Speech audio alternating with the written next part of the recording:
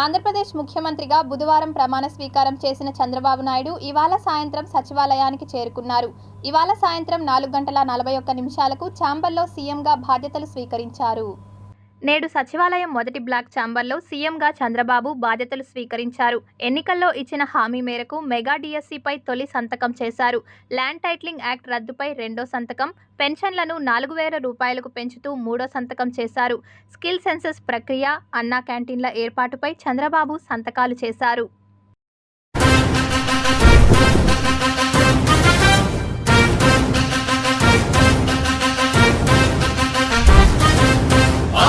నమ్మకం పేదల సమ్మతం అది